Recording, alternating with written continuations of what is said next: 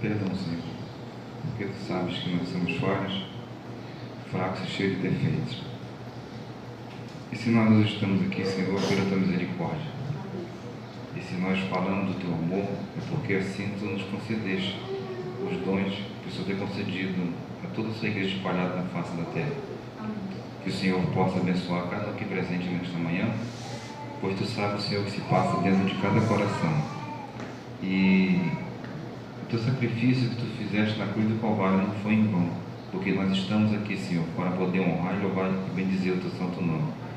Que o Senhor possa abençoar a Tua igreja aqui nesse local, com seus planos, seus objetivos, e temos a certeza que vai ter a aprovação dos nossos céus. Obrigado por tudo, Senhor, que Tu tem feito por nós. Que a Tua palavra nesse momento possa encontrar lugar em nossos corações, e que ao sairmos daqui possamos sair felizes e alegres, porque sentimos a Tua presença e mais certeza de que um dia estaremos contigo lá na eternidade, nos céus. Muito obrigado, Senhor. É o que eu te peço e te agradeço em nome de Jesus. Amém. Eu queria convidar todos vocês a abrirem as vossas Bíblias no livro de Apocalipse, Apocalipse capítulo 14 e o verso 7 até o verso 9. Podemos ler? E diz assim o verso 7 do capítulo 14: dizendo com grande voz: temei a Deus e dai-lhe glória, porque a vinda é a hora do seu juízo, e adorai aquele que fez o céu e a terra e o mar e as fontes das águas. E outro anjo seguiu dizendo: caiu, caiu Babilônia, aquela grande cidade que a todas as nações deu a beber do vinho da ira da sua prostituição. E seguiu o terceiro anjo dizendo com grande voz: se alguém adorar a besta, a sua imagem, receber o sinal na testa ou na mão. Vamos ler o verso 10, só a primeira parte do verso. Também o tal beberá do vinho da ira de quem? Da ira de Deus. Então hoje nós iremos falar um pouquinho sobre o juízo de Deus. O primeiro verso aqui, nós lemos o que nos dá a entender. É um conselho que Deus ele dá para nós. Qual o primeiro conselho que ele dá? É nós tememos a quem? A Deus e dar-lhe o quê? E dar-lhe glória, porque é chegado o quê? A hora do seu juízo. Eu pergunto para a igreja, já começou, vai começar, ou não está acontecendo nada? Será que o juízo de Deus ele já começou na face da terra? Nós entendemos aqui nessa palavra, juízo significa julgamento. Primeiro item, queria dizer que o julgamento do povo de Deus ele já começou, que é o julgamento investigativo. Ele já começou desde o ano 1844, profeticamente, começou no período em que Jesus passou do lugar santo para o lugar santíssimo. Mas se cumpre a palavra de Deus, de que Jesus agora está à destra de Deus Pai, intercedendo por cada um de nós. Então Jesus ele é o nosso intercessor junto ao Pai, e junto também ao acusador, que é Satanás. Mas aqui no livro de Apocalipse está nos mostrando que o juízo de Deus ele está sobre a face da terra. O julgamento de Deus está sobre a face da terra. E o que ele pede aqui para cada um de nós é que nos momentos finais da história desse mundo nós devemos temer a Deus e dar-lhe glória, porque é chegada a hora do seu juízo. E ele diz mais aqui que muitos irão beber da ira de Deus. Muitos irão beber por causa de quê? Por causa da desobediência do ser humano. Todos nós sabemos que os anjos de Deus ele faz um relato sobre o povo de Deus, sobre as nossas condições. E às vezes ela diz aqui que às vezes é triste. Os anjos levam para o céu de pessoas inteligentes, seguidores de Cristo, mas ainda estão com o coração nas posses mundanas e os prazeres terrenos. Então nós vemos aqui no livro de Apocalipse que daqui por diante o nosso dever é nós temermos a Deus e glorificar o nome de Deus. É para nós sempre dar para Deus toda a honra e toda a glória. Mas infelizmente muitos corações ainda, daqueles que se dizem cristãos, ainda estão agarrados ainda as posses mundanas e os prazeres terrenos. Ainda não conseguiram dividir, ou não conseguiram ainda se libertar, ou ainda não conseguiram ainda dizer se são ou não são cristãos. Ainda não conseguiram. Então nós vemos aqui que fala também sobre Babilônia. Babilônia significa confusão. Muitos querem viver em confusão. Muitos querem procurar lugares atrativos, confusos. E aqui nós vemos no verso 10 que muitos irão beber da ira ou da cólera de Deus.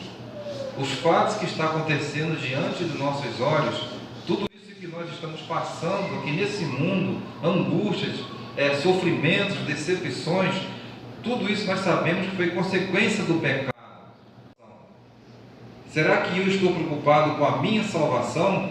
Ou será que eu estou preocupado em ficar achando que vou ficar desempregado, que vai faltar farinha, que vai faltar o azeite na minha mesa? Amados, Deus jamais ele vai desamparar o seu povo. Assim como Deus foi com o povo de Israel no passado, Deus também será com cada um de nós em pleno século 21.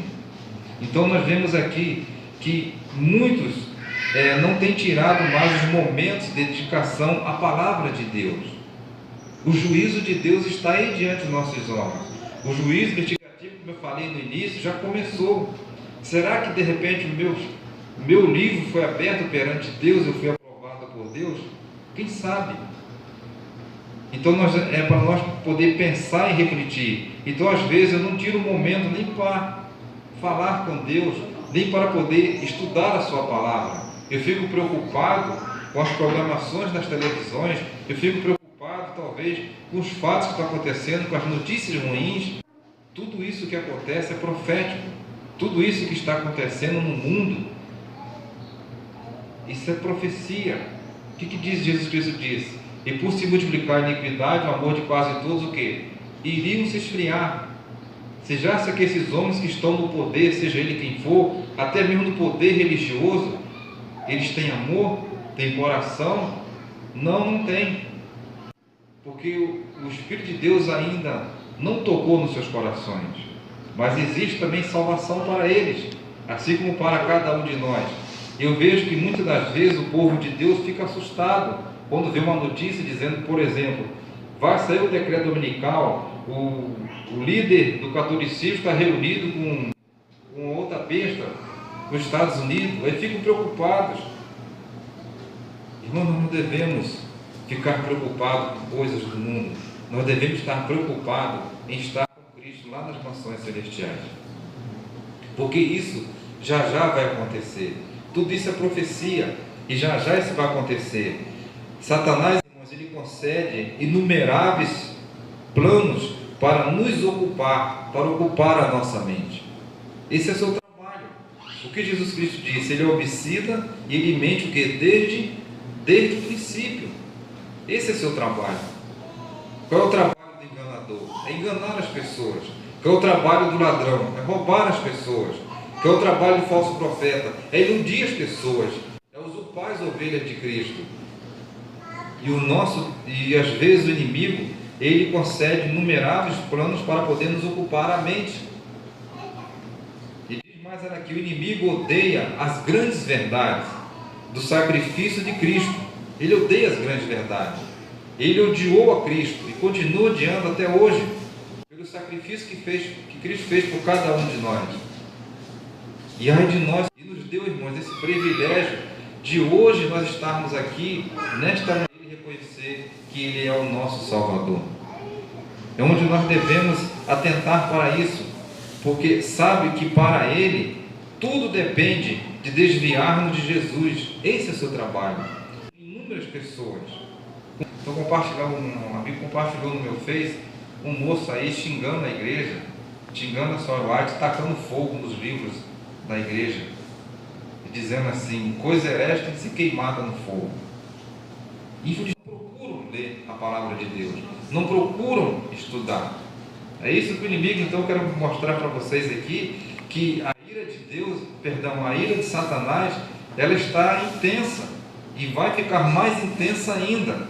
É onde nós devemos buscar o que a Bíblia nos ensina, nos revestir da armadura de Deus, nos revestir de toda a couraça de Deus, nos prepararmos para esse grande dia e também estarmos preparados para essa grande batalha que está diante de nós. Não adianta reclamações, não adianta murmurações, não adianta eu querer ficar chorando, não adianta eu querer achar que deva ser assim. Eu tenho que colocar diante de Deus, na posição de Deus. Eu não tenho vergonha de dizer, eu fiquei abalado com aquele assalto dentro do ônibus. Sabe por quê? Porque a pessoa estava em pé do meu lado e porque o rapaz não tinha o celular e falou que estourou os olhos dele ali, naquela hora. Pense, irmãos, você, eu aqui, do meu lado aqui, ó, eu sentado, ele aqui do meu lado, de costas para mim. Você sabe o que eu fiz? Eu comecei a conversar com Deus em pensamento e falei, Senhor, repreende esse mal, tire esse mal daqui de dentro. Não fez nada disso e foi embora, graças a Deus por isso. Amém. Então, irmãos, o mundo, ele jaz no maligno segundo a palavra de Deus. E nós, como povo de Deus, nós temos a luz maior que é Cristo Jesus. E nós, como povo de Deus, nós temos essa liberdade ainda. Mas existem lugares que não têm essa liberdade. Mas lembre-se que eu vou falar aqui, um dia essa liberdade ela vai acabar. Porque o inimigo não está satisfeito com isso. Ele está fazendo seus planos, porque a profecia fala que enquanto o mundo dorme, ele maquina o que vai fazer. E está escrito lá, nos profecia que Deus mostrou para a sua parte. Ele diz bem claro, o nosso trabalho é silenciar essa seita dos adventistas do sétimo dia. Esse é o seu trabalho. Mas lembre-se de uma coisa, ele pode ter toda a astúcia, todo o poder, mas o poder maior é Deus. Deus está no controle. Deus está no comando de tudo. Deus está no controle da nossa vida. Os juízos de Deus estão sobre a face da terra. Mas em breve, irmãos, esse juiz, ele vai ser o nosso Salvador. Ele esperava o libertador que o libertasse das garras de Faraó, do cativo Faraó, e esse libertador apareceu. Em breve nós iremos ver Jesus de novo, vindo resgatar a sua igreja aqui na face da terra. Mas para isso, irmãos, vai depender de cada um de nós, qual é o nosso preparo que nós estamos fazendo. Ou também estou no meio das multidões, nos meios das multidões que reclamam, nos meios das multidões que fazem as manifestações. Sabe qual é o nosso trabalho? Nosso trabalho é orar. O nosso trabalho é clamar a Deus, erguer um clamor a Deus. Aqui diz, ela diz mais aqui, ó, não devemos permitir, mas que coisa alguma interfira no temor a Deus e santidade. Porque que nós lemos aqui logo no verso 7, diz que nós devemos o quê? Temer a Deus e dar-lhe glória, porque vinda é a hora do seu juízo. Nós devemos, irmãos, temer a Deus, obedecer a Deus, respeitar a Deus. Não devemos nada permitir que coisa alguma interfira na nossa vida cristã. Não devemos nada, nem conselho, nada, irmãos, devemos deixar que venha interferir na nossa vida espiritual. Pode ser o nosso amigo, pode ser até mesmo nossa esposa, nossos filhos, pode ser os nossos pais, pode ser os nossos parentes. Nós não devemos deixar nada que venha interferir na nossa vida espiritual, porque está chegando os momentos da história desse mundo, das nossas decisões que nós temos que tomar. Vocês pensam que foi fácil? Quando eu tinha 23 anos que me tornei cristão, eu aguentei toda a afronta possível da minha família. Eu suportei todas essas afrontas da minha família. E Deus deu a vitória. E Deus vai te dar a vitória, meu irmão, meu irmão. Tenha certeza disso. Acredite nisso. Deus vai te dar a vitória. Parece que Deus não está olhando. Parece que Deus não está vendo. Mas Ele está vendo. Ele vai te dar a vitória. Mas é necessário que eu me aproxime de Deus com fé. É necessário que eu deposite em Deus a minha confiança e espere a sua vontade. Então não permita que nada venha interferir na sua vida espiritual. Nada. Ah, mas meu amigo, ele tem os dons espirituais, lá acontece cura, lá acontece isso. Não interessa isso. Conhecereis a verdade vos libertará. Porque a palavra de Deus diz muito bem claro: aquele que diz eu conheço e não guarda os mandamentos é mentiroso, e nele não está a verdade.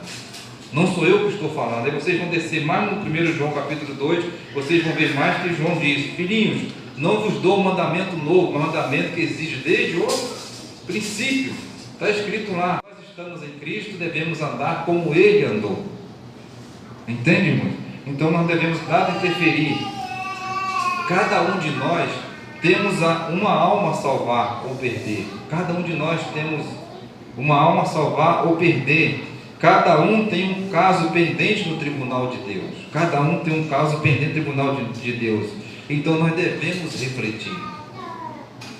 Amado, a palavra de Deus diz que todos pecaram e foram destituídos da glória de Deus. Mas por intermédio de Cristo, o sacrifício de Cristo, nós fomos de novo reintegrados ao plano da salvação. Então Jesus, irmãos, Ele é o nosso mediador entre os homens e Deus. Ele mesmo diz que não existe outro pela qual nós devemos ser salvos a não ser Cristo Jesus. É para nós, irmãos, nos alegrarmos. É para nós ficarmos felizes. Porque Deus deu esse privilégio a eu que sou ser humano pecador, que não tinha. Na mente do inimigo talvez não tinha escapatória e salvação para o ser humano. Mas Jesus mostrou para ele que existe salvação para cada um de nós. E Ele está pronto para nos salvar. Então cada um de nós temos uma alma a salvar ou perder. E qual é a minha decisão? Eu sempre falo que não há mais tempo a perdermos em qualquer coisa, em bobeiros, né? Em coisas vãs, não há mais tempo a perder. Porque a nossa vida, ela é curta. O nosso tempo de vida aqui na face da terra, ela é curta.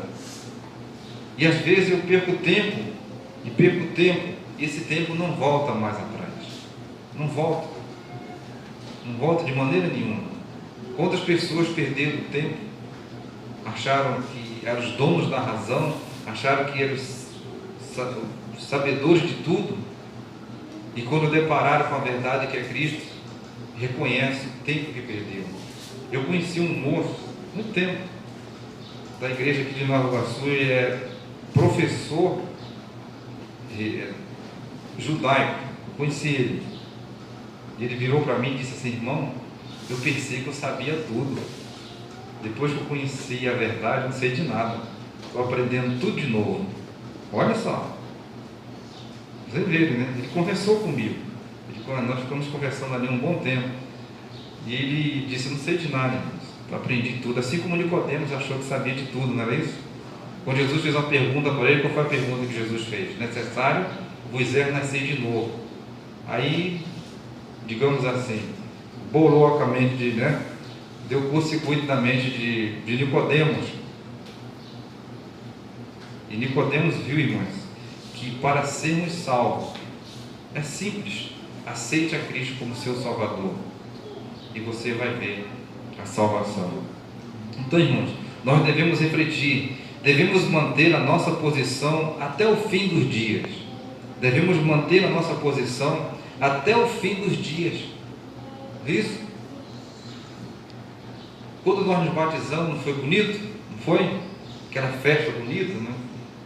Eu estou lembrando do meu, quando eu me batizei, aquele jovem magrelo que entrou dentro do tanque, né, com 20 e poucos anos, cheio de problema, de bravo, né, na época. Não foi bonito? Mas muitas vezes não mantém, irmãos, essa promessa que ele fez ali, diante de Deus, diante da igreja. Às vezes não mantém a promessa, não fica firme, às vezes deixa por qualquer coisa sair dos caminhos do Senhor. Então, irmão, nós temos que manter a nossa posição até o fim dos dias. É isso que Deus quer. Por isso que Ele disse: aquele que perseverar até o fim, esse será salvo. Amém? Aquele que perseverar até o fim, esse será salvo. Então nós temos que manter a nossa posição ao lado de Deus, ao lado de Cristo, custe o que custar, nos manter a nossa posição. E a última viagem que ele fazia a Roma, dali para lá, ele não ia fazer mais nenhuma viagem mais. E ele foi o quê? Ele foi preso, não foi? De lá, de dentro da prisão, ele escreveu as cartas que nós Estudamos na lição da Escola Sabatina esse trimestre, não é assim? Algumas cartas. E vocês pensam que quando a porta do cárcere abriu, o Carrasco colocou algo sobre sua cabeça e levou ele para ser decapitado? Quando ele disse: combati o bom combate, ele disse uma palavra: irmãos, guardem a fé. Está escrito nas histórias: guardem a fé. E ele colocou a cabeça dele e o Carrasco decepou a sua cabeça. Mas ele morreu, irmãos, confiante que um dia ele viria a Cristo Jesus. Se posicionou ao lado de Deus. Será que eu esteja me posicionado ao lado de Deus, ou eu tenho me posicionado ao lado do mundo? Está chegando os momentos das nossas decisões. Devemos dar testemunhos das grandes verdades que Deus nos confiou. Deus confiou a esta igreja a divulgação da verdade. E vocês pensam também que foi fácil para a senhora White escrever 60 e poucos livros, com a saúde debilitada, sofrendo as afrontas, as decepções, na sua simplicidade, mas Deus estava ali com ela. E hoje, irmãos, nós vemos a grandeza dessa igreja, a grandeza da obra de Deus. Não foi fácil. A única casinha que ela tinha, o Estado ia derrubar, lá onde ela nasceu, mas o irmão comprou. Já leram essa história? O irmão comprou. Saiu até na revista Adventista. O irmão comprou essa casa e hoje serve digamos assim, de visita, né? As pessoas visitam. E eu vi um relato de um irmão que disse que quando ele entrou na casa, ele começou a chorar, porque ele sentiu uma atmosfera diferente. Amém, irmãos? É isso que Deus quer, que você sinta uma atmosfera diferente, mesmo nesse mundo manchado pelo pecado, mas que você sinta a atmosfera dos céus, a atmosfera da nova terra. E em breve, irmãos, isso vai acontecer diante dos nossos olhos. É por isso que eu quero dizer para vocês: vamos continuar mantendo a nossa posição, vamos continuar mantendo a nossa fé em Cristo Jesus. Devemos, irmãos, dar esse testemunho, não importa o que custar, das grandes verdades que Deus está confiando à sua igreja. Cada pessoa, irmãos, que vive sobre a face da terra, existe um plano da salvação. Jesus, ele morreu por toda a humanidade. E se hoje nós estamos aqui na casa do Senhor, é porque um dia ele derramou seu sangue por mim e por você também. Em breve nós teremos o desfecho final, e esse desfecho final será triunfante para a igreja do Senhor aqui na face da terra. Em breve, esse desfecho será triunfante para cada um de nós. Que Deus, irmãos, ele possa nos abençoar e que nós possamos refletir na nossa vida espiritual, que nós possamos fazer essa reflexão sobre a nossa condição espiritual. Para nós concluirmos, vamos ao conselho da palavra de Deus. Hebreus capítulo 10, verso 23. Podemos ler? Diz assim, olha: retenhamos firmes a confissão da nossa esperança, porque fiel é o que prometeu. Retenhamos firme, em outras palavras, guardemos firme a nossa fé, porque o que prometeu, ele é fiel. Quem foi que prometeu? Jesus. Amém por isso. Ele nos prometeu, irmão, e ele vai cumprir a sua promessa. Eu creio nisso. Mesmo que nós temos que passar por algumas lutas, por algumas dificuldades, por alguma tristeza, é o que diz aqui a serva do Senhor: vamos manter firme a nossa posição ao lado de Deus, ao lado de Cristo Jesus, porque nenhum de nós temos a perder. O inimigo, ele está aí mesmo, esse é o seu trabalho, de matar, roubar e destruir. Mas aquele que está em Cristo, ele é ungido e tem a unção de Deus sobre a sua vida. E o inimigo não pode tocar nele, porque ele pode até tocar, mas Deus não vai permitir que toque na sua vida. Essa é a promessa de Deus. E eu acredito e creio que em breve nós iremos ver Jesus voltar nas nuvens dos céus. Hoje a nossa igreja, ela é uma igreja militante, mas em breve será uma igreja triunfante. E o inimigo sabe disso. Você sabe qual foi a visão que Deus deu para Solange, mostrando para ele a igreja dele nos últimos dias, onde ela mostrou para ela que o seu povo saía nas casas, orava, as pessoas eram curadas, as pessoas eram salvas, as pessoas viriam para a igreja, sairiam de Babilônia. Isso está acontecendo, irmãos, diante dos nossos olhos. O último caso que eu vou contar para vocês, eu não conhecia a pessoa, não conhecia essa família, apenas ouvi esse rapaz passar pela portaria, bom dia, boa tarde, como muita gente, e depois descobri que ele estava com sua filha, entre a vida e a morte, internada, lá no CTI do hospital. Forte, transplante, obrigado, irmão. Foi fazendo transplante e pegou uma bactéria forte e, de repente, me deu vontade de ir lá visitar essa pessoa, mas eu não conhecia. E eu convidei um rapaz do plantão, o Elcio, sabe quem é? Eu cheguei até o CTI, mas quando eu olhei para a jovem, deu vontade de chorar. Era pele e osso. A pele já escura. E os médicos desenganaram ela. Eles são de outra igreja.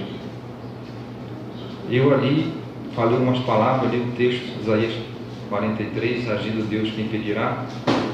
E ali, irmãos, eu fiz a oração junto com meu amigo, com a família ali representada. E pedi a Deus por ela e disse para eles que cada igreja que eu passasse, eu pedi oração por ela e pedia para orar. E foi isso que eu fiz. E o meu irmão também junto comigo e os rapazes também ali. Quero dizer para vocês que ela saiu do CTI, voltou para o quarto, voltou para o CTI de novo, voltou para o quarto e a gente visitando. Essa jovem recebeu alta e hoje está boazinha. No dia da alta dela, o pai dela encontrou no pátio, me deu um abraço tão forte e disse assim: irmão Zailton, eu gosto de conversar contigo, que você sempre fala firmeza, palavra firme. Eu virei para ele e disse: não é de mim, não, essa é de Deus. É por experiências que eu passei. Então, irmãos, Deus é maravilhoso. Eu tenho certeza que Deus vai fazer um milagre grande aqui nessa igreja. Eu tenho certeza. Porque é o Deus que nós servimos, é um Deus de poder. Então, que Deus te abençoe, meu irmão e minha irmã. Se de repente está passando por alguma dificuldade, por alguma luta, seja na família, seja qualquer luta que você esteja passando no trabalho, não desanime não. Mantenha firme a sua posição ao lado de Cristo Jesus. Mantenha firme, porque Deus ele vai honrar a sua fé. Porque a palavra de Deus mesmo diz: os que me honram, eu o honrarei. Que Deus te abençoe, que Deus te guarde, que Deus faça resplandecer o seu rosto sobre ti e te dê a paz. Amém.